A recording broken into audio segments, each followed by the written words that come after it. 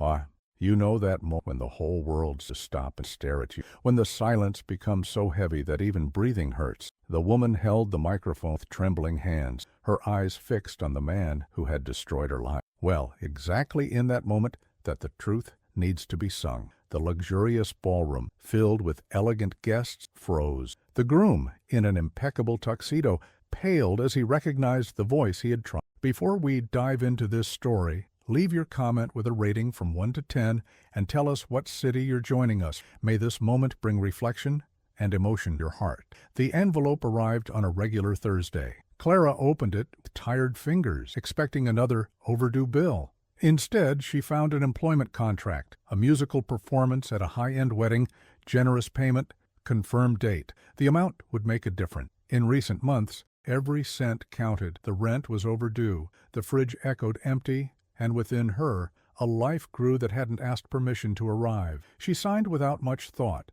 It was what she had always done, accepting the jobs that came her way, singing wherever needed, surviving one day at a time, as if agreeing with the decision, caressing the discreet bump on her simple 5 months. 5 months since she had discovered the pregnancy, 5 months since he had vanished. The first meeting took place in an event room decorated with excessive opulence. The organizer, a woman with dark sunglasses and a mechanical smile, leafed through papers without looking at Clara. "You'll sing 3 songs during dinner. Nothing too elaborate, just ambiance." The word stung like an insult. Clara swallowed the retort rising in her throat. She needed this money.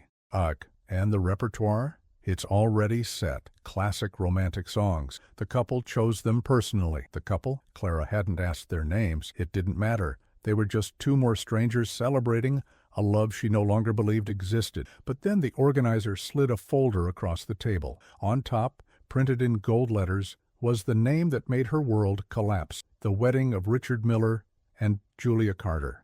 The air left her lungs. The walls closed in. Clara gripped the edge of the table, fighting the dizziness that threatened to overwhelm her. "Any problem?" The organizer finally looked at her with cold curiosity. "No, none." The lie came out firm, honed by months of pretense, but inside something shattered. Richard, the man who had promised to, the man who had vanished when she showed him the positive test, the man who had blocked her number, changed his address, erased every trace that he had ever known her, and now he was getting married, in grand style, with cameras, imported flowers, and a singer hired to embellish the farce. Clara left the meeting with shaky. On the sidewalk, she leaned against a lamppost and let the tears fall. The baby kicked hard. She placed her hand over her belly. "I know." That night, Clara almost tore up the contract, almost called to cancel, invent an illness, disappear as he had. But then she looked at the overdue electricity bill, at the empty cupboard, at the second-hand crib she still couldn't afford, and a spark ignited in her chest. It wasn't anger. It was something deeper, a whisper that said, "You can't run forever." In the following days, Clara immersed herself in rehearsals. Her voice, once choked with sadness, gained strength. Each note carried weight.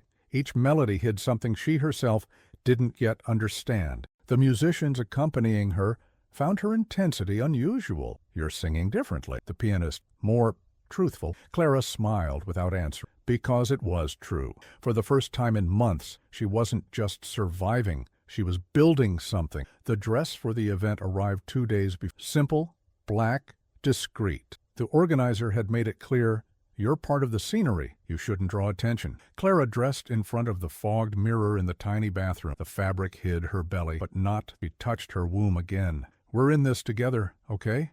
The baby responded with a gentle kick. The day before the wedding, Clara received a call. It was the organizer with final instruction. But at the end, the voice changed tone, gaining a cruel pleasure. "Oh, Clara, I forgot to mention, it was the groom's idea to hire you. He said it would be amusing." The silence lasted 3 heartbeats. Amusing? Well, you know how men are. They like little games. He thought it was amusing to have you sing at his own wedding, a kind of personal triumph for him. The call ended. Clara dropped the phone with trembling hands. So, it wasn't a coincidence. It was a trap.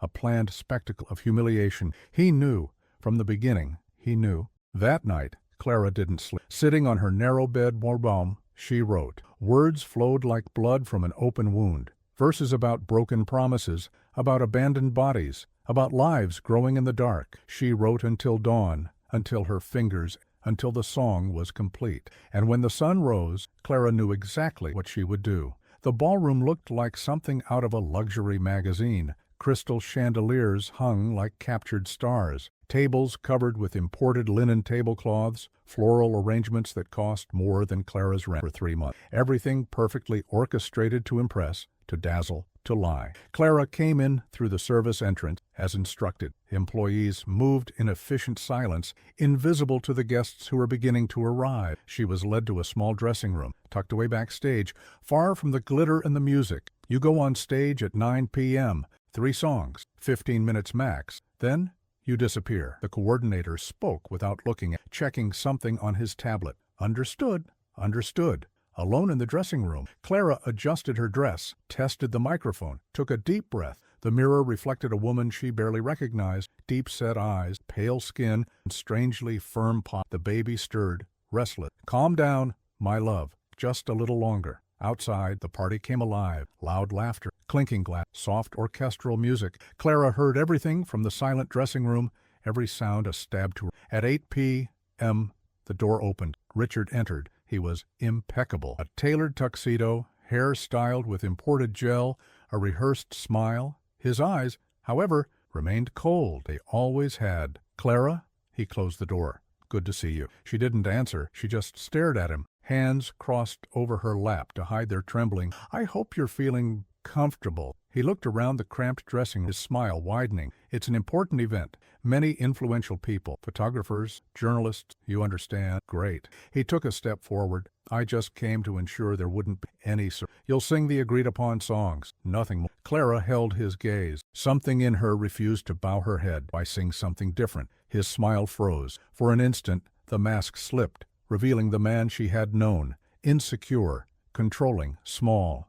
Don't be foolish, Clara. You signed a contract. You have obligations and consequences. Consequences. She repeated the word slowly, savoring its weight. Like abandoning a pregnant woman? Those consequences. His jaw tightened. He moved closer, lowering his voice to a threatening whisper. Listen closely. You will do exactly what you were hired to do. You'll sing beautifully. You'll smile if necessary. And then you'll leave. If you try anything, any stunt, I guarantee you'll never work anywhere in this city again. Understood?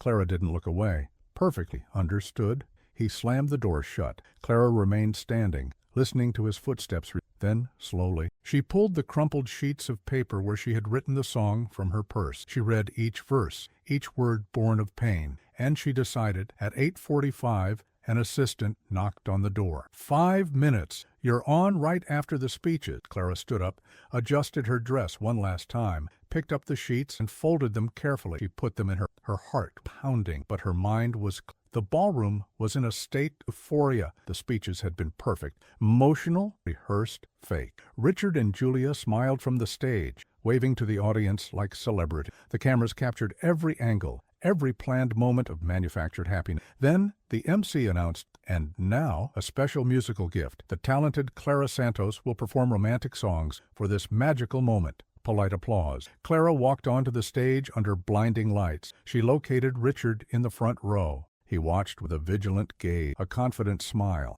Beside him, Julia radiated naive happiness, oblivious to the venom poisoning her celebration. Clara adjusted the microphone. The musicians waited for her signal. 300 people stared at the stage. The pianist began the introduction to the first agreed-upon song. Clara opened her mouth, and she sang exactly what she had been hired to sing. Her voice floated through the ballroom, soft and obedient. Richard relaxed in his chair, satisfied. The game was controlled. The humiliation contained. Everything was going according to script. The first song ended to polite applause. The second began. And throughout the performance, Clara watched. She watched distracted face, the side converse, the general disinterest. To these people, she was just sonic decor, singing furniture. But she also watched the cameras. She watched the raised cell phones, casually recording. She watched how every movement, every word would be recorded and shared. And when the second song ended, as the pianist prepared the third, Clara made a gesture. He stopped,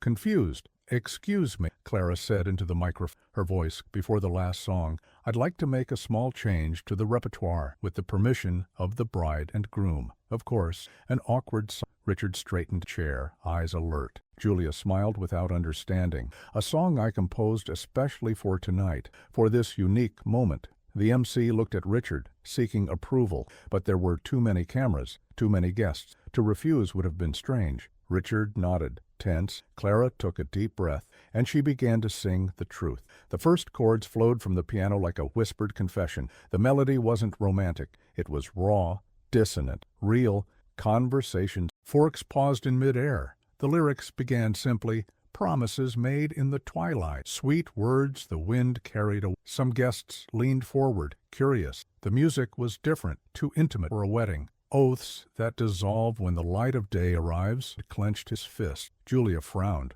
confused. "And on the body remains the mark of what was and what will never be." Clara's voice gained strength. She was no longer the hired singer. She was the woman who carried truths too heavy to silence. "Because I carry in my womb the fruit of your cowardice." The ballroom froze. "The life that grows alone, forgotten in the shadows of your pride." Julia stood up pale. Her bouquet slipped from her hands, falling to the floor in an explosion of, "While you celebrate the love you pretend to feel." Richard stood up, trying to intervene, but the cameras already focused. Cell phones raised, capturing every second. "I carry the truth that your lie cannot hide," Clara said, looking directly at him. The musician, initially paralyzed, now accompanied her, realizing something bigger was happening. 5 months of silence, 5 months of pain. Julia turned to Richard, eyes wide, seeking denial. He opened his mouth, but nothing came out. "While you planned this perfect day, I planned to survive tomorrow," guests murmured. Some openly filmed, others just watched, hypnotized by the unraveling. "And now here I am, singing the song you tried to silence." Clara's voice reached a higher register, breaking, but without losing strength. "Because the truth doesn't ask permission to be born." Richard tried to get onto the 2 security guards, confused about what to do, gently restrained him. "And this child I carry will know the full story." Julia started to, not from emotion. Friends rushed to support her, not the edited version served to others. Clara singing now to the baby, to all the silenced voices, but the naked, hard,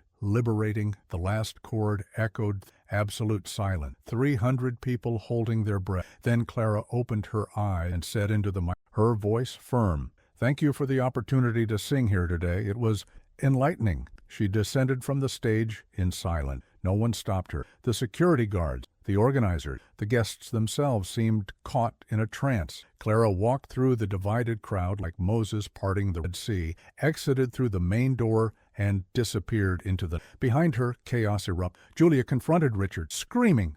Guests filmed, commented, speculated. The groom's parents demanded explanations. The organizer tried to control the disaster, but it was too late, and the videos were already circulating. In the taxi ride home, Clara felt her entire body tremble. The adrenaline evaporated, leaving only exhaustion. The baby kicked hard. "I know," caressing her belly. It was intense, but it had to be done. Her cell phone vibrated incessantly. Messages from unknown numbers. Social media notifications were calls. Clara turned off the device and looked out the window. For the first time in months, she took a deep breath without feeling the weight of silence. In the following hours, the video spread like wildfire online. Singer reveals betrayal at wedding. Groom abandoned pregnant woman. Scandal at luxury party. Each share added layers to the story. Each comment revealed more, and then the others began. Women Richard had dated, colleagues he had deceived, employees he had harassed. Stories buried under fear and shame now emerged. Encouraged by Clara's courage, a pattern began to form. It wasn't an isolated incident. It was systematic behavior. And the bride, Julia, faced with the multiplying evidence, made a decision. The next morning, she posted a photo of her wedding dress discarded on the floor on social media. The caption simply read, "The truth always wins." The wedding was canceled. The contracts annulled, and Richard, the man who had built an empire of appearances, watched everything crumble in 72 hours. But Clara's story was just beginning. The fallout was devastating and surgical. In 3 days, Richard's carefully constructed life disintegrated. First, Julia publicly broke off the engagement, returning the ring in a sealed envelope and posting a photo on social media. When the truth arrives, the lie has nowhere to hide. Then came the other women, 7 in total, each with a similar story: promises, abandonment, blocked contact. One of them, a lawyer, initiated a lawsuit for retroactive child support for a child Richard had denied for 2 years. Another revealed messages where he threatened her if she made public her terminated pregnancy. The newspapers, initially fascinated by the romantic scandal, realized something bigger. It wasn't just infidelity. It was a pattern of emotional manipulation, financial abuse, institutionalized cowardice. The company where Richard held a director position opened an internal investigation.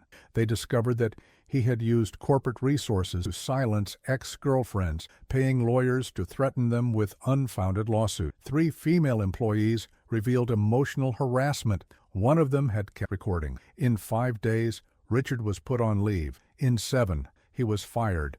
In 10, he was sued. But it was at the public hearing, convened by the Ethics Committee of the Business Association to which he belonged, that the full dimension of his actions became clear. Clara was called to testify. She appeared 6 months pregnant, in a simple dress, without makeup. She sat before the 5-member panel and told her story. She omitted nothing: the promises he had made, the positive pregnancy test she had shown him, his expression changing from tenderness to coldness in seconds, the blocking, the vanishing act, the silence, and then the invitation to sing at his own wedding. "He didn't hire me to honor music," Clara said, her voice firm. "He hired me to demonstrate power, to prove, especially to himself, that he could have me there, serving, silenced, while he celebrated a new life as if the old one never existed." One of the panel members, a woman with gray hair, adjusted her glasses. "And why did you accept?"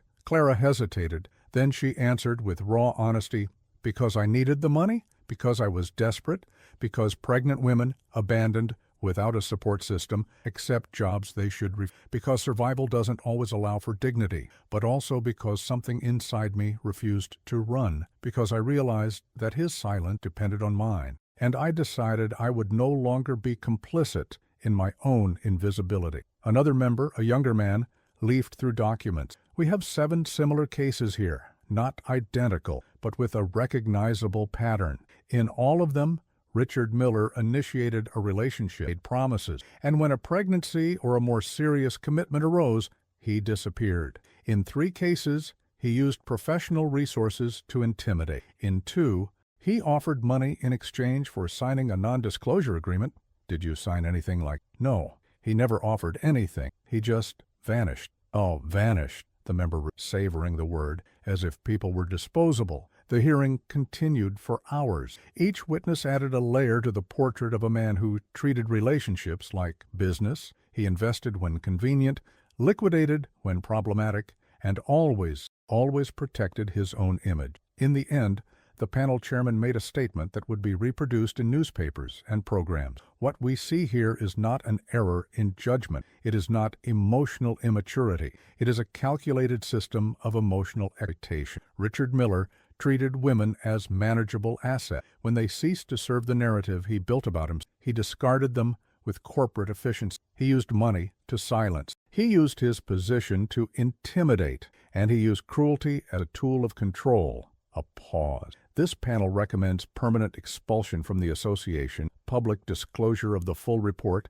and referral of evidence to the District Attorney's Office for criminal investigation, coercion, and threats. The decision was unanimous. Meanwhile, Clara's life changed in unexpected ways. The video of her performance reached millions of views. Music producers reached out. Record labels offered contracts. Television programs requested interviews, but she refused almost everything. She accepted only one proposal: to record the song she had sung at the wedding, with one condition: 60% of the profit be allocated to a support fund for single mothers. The recording took place in a simple studio. Clara sang once, then asked to record again. It needs to sound like the truth, not like a product. The song was released without fanfare. No advertising campaign, just an upload to digital platforms with a simple description: for all who have been silenced. In 48 hours, it reached the top of the charts, and it wasn't out of morbid curiosity. It was out of identification. Women from all over the country sent messages telling similar stories, accounts of abandonment, manipulation, silencing. The song had become an inadvertent anthem of shared pain. Clara read the messages every night, after morning sickness, between doctor's appointments. Each story hurt, like her own wound, but it also healed. Because loneliness, she realized, was part of to make them believe they were alone, and they weren't. 1 month after the scandal, Clara received an unexpected invitation. A university wanted her to give a lecture on voice and empowerment. She accepted, with fear. On the day, the auditorium packed. Young women, adults, seniors, all there because something in Clara's story resonated. She walked onto the stage, 7 months pregnant, and began, "I didn't come here as a hero. I came as someone who learned too late that silence is not, it's capitulation." She spoke for 40 minutes about shame, about survival, about the moment she realized that planned humiliation could become chosen, liberation. He wanted me invisible, so I decided to be inescapable, not for revenge, but out of necessity, because when we carry life, we teach life, and I didn't want to teach silence. Long applause, but Clara asked for silence. I know many of you here have lived through something similar. I know you look at me and think she was brave, but I wasn't. I was desperate. The courage came later, when I realized that my voice could open the way for others. She touched her womb. That's why I sing. That's why I speak. Not because I am strong, but because together we are. And in that moment, Clara understood. The story was no longer just hers. 3 months later, in the early hours of a February morning, Clara gave birth, not to one child, but 2, twins, Hope and Grace, names she had chosen alone. Looking out the window of her small apartment while writing the song that would change everything. The labor was long and difficult, but when the girls were placed in her arms, something within Clara rearranged itself. It wasn't simple happiness. It was determination transformed into tenderness. "You'll know the whole story," she whispered, looking at their wrinkled. "I won't lie. I won't sugarcoat it, but I'll make sure you know. You were born of love." Even when he didn't stay. In the following months, Clara balanced motherhood and rebuilding. The song continued to generate income. She used part of the money to move to a larger apartment, but refused luxuries. The rest went to the promised fund, and the fund grew. Donations arrived from all over the country. Companies offered sponsors. In 6 months, they had the resources to open 3 support centers for single mothers, legal assistance, child care, professional training. Clara participated in the inauguration of the first center, carrying the twins in her arms. Journalists asked predictable questions. "How does it feel to be a symbol of triumph?" She deflected. "I'm not a symbol. I'm a survivor who got lucky enough of a voice someone wanted to hear. But how many Claras are out there without a microphone, a stage, without going viral? Those are the ones who matter. And that's who this exists." While Clara's life was rebuilding, Richard's completely crumbled. Fired, sued, exposed. He lost his house, car, friends, his parents. Ashamed, cut off contact. Former colleagues avoided greeting him. He spent months in a small apartment, living off his evaporating savings. At night, he drank alone, watching and re-watching the wedding video, trying to understand the exact moment everything fell apart. But he was looking in the wrong place. It wasn't at the wedding. It was in every choice before that, every broken promise, every lie told, every woman treated as disposable. One day, stumbling down the street, Richard saw a poster announced Truth Tour, one-night-only performance. He bought a ticket with his last few dollars. He sat in the last row, his hood covering his face. When Clara walked onto the stage, now accompanied by a choir of women, she sang the song that had destroyed his life. But this time, there were more verses about forgiveness. Not forgiveness forgets, forgiveness that liberates. It liberates the wounded from the prison of hatred, and it liberates the one who wounded from the prison of denial. Richard left the show before the end, but something had changed. The next day, he wrote a letter, not to Clara, to himself, a list of all the women he had hurt, name, date, admired, invented excuse. It took him weeks to complete the list. When he finished, he had 17 names. He began to write letters of apology, not asking for forgiveness, just acknowledging, "I was cowardly, I was cruel, I have no justification." He sent them without expecting a reply. Some women tore up the letters, others read them crying. One replied, "This doesn't erase what you did, but acknowledging it is a start." Richard looked for a job. He accepted a simple position, a modest salary. He started therapy, slowly, painfully. He tried to rebuild something that wasn't based on lies. 2 years later, Clara released her second album. It wasn't about Richard. It was about motherhood, about new beginnings, about women she had met through the fund, songs that told collective stories. During a promotional tour in a small rural town, Clara noticed a man in the last row, something familiar about his bearing. When he removed his hood for a few seconds, she recognized him, Richard. He didn't try to approach her. He just watched, cried discreetly, and left before the end. Clara could have exposed him. She could have called security, but she did nothing, because she realized something. He wasn't there to disturb her. He was there to witness what he had destroyed. After the show, she mentioned what happened to her producer. "Do you want me to take action?" Clara thought. Then she shook her head. "No, let it be. He already carries his own prison." That night, alone in her hotel room, Clara picked up the notebook where she wrote reflection. She noted, "To forgive isn't to forget. It's to refuse to carry a burden that isn't yours." The twins, now 3 years old, started asking questions. "Why don't we have a daddy?" "You have a daddy. He's just not here. And that's not your fault." "It's his choice, a choice that hurts, but doesn't define who you are." "Is he bad?" "No, he was cowardly. And cowardice hurts. But it hurts the one who practices it too. One day you'll understand. And the song, the one you sing." Clara smiled. "It's a story about how I learned that my voice, and that your voices will matter too. Always." Years. The scandal became a footnote. Clara continued singing, but now she... Not contracts. The fund for single mothers expanded. Centers in 12 cities. Thousands of women served. In an interview for a documentary on female empowerment, Clara was asked, "Do you regret singing that song at the wedding?" She took a moment to answer, "No, but I don't celebrate it either. It was necessary, painful, liberating. But necessity isn't victory. It's survival transformed into resistance. And today, if you could go back, today I would sing differently, because I no longer need to prove anything. But on that day, in that moment, it was the only song possible." The documentary ended with a scene of Clara singing to her daughters before bed. Not the famous song, but a simple lullaby, made up on the spot, about two girls who were born of a courage their mother didn't know she had. And as the camera pulled back, it captured a detail. On the bedroom wall, a framed, embroidered phrase. It wasn't a famous quote. It was a verse from the song, "The truth doesn't ask permission to be born." Below it, in smaller letters, Clara had added, "And when it's born, it transforms everything." If this story touched your heart like this video, subscribe to the channel and share it with someone who needs to hear the truth always. In the comments, tell us, have you ever had to use your voice when everything demanded? Your story might inspire someone today. And remember, every voice refuses to be silenced opens the way for 1,000. Be the voice someone needs.